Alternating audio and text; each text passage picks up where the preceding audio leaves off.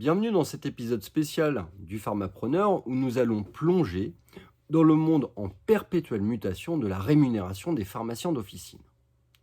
Aujourd'hui, nous allons explorer en profondeur les changements majeurs qui ont façonné le paysage économique des pharmacies depuis 2014. Tout d'abord, la mutation de la rémunération pharmaceutique. La décorrélation progressive des revenus des pharmacies du prix des médicaments a été une tendance marquante de ces dernières années. Cela s'est accompli grâce à l'expansion des missions attribuées aux pharmaciens et à la multiplication des honoraires qui leur permettent d'être rémunérés pour ces services. Depuis 2014, l'économie des pharmacies a connu une transformation sans précédent. La rémunération des pharmaciens a subi un bouleversement profond où la part traditionnelle des revenus provenant des médicaments remboursables a été progressivement réduite. Parallèlement, de nouvelles missions rémunérées dans des domaines tels que la prévention, la vaccination et le dépistage ont élargi le champ des actions des pharmacies et diversifié donc leurs sources de revenus.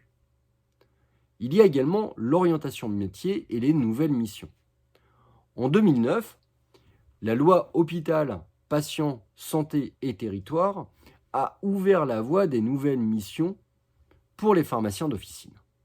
Désormais ancrée dans le Code de la santé publique, 3 ans plus tard, la loi de financement de la sécurité sociale pour 2012 a introduit de nouveaux modes de rémunération, tels que la tarification des honoraires de dispensation.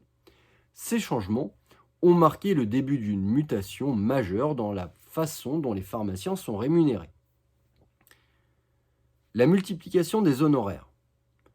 Depuis l'introduction du droit de substitution en 1999, les honoraires des pharmaciens n'ont cessé de se multiplier. Autrefois, dépendant des marges sur les médicaments, la rémunération des pharmaciens est devenue de plus en plus basée sur des honoraires. Ces honoraires ont évolué au fil des ans, marquant une transition significative dans la structure de la rémunération des pharmacies.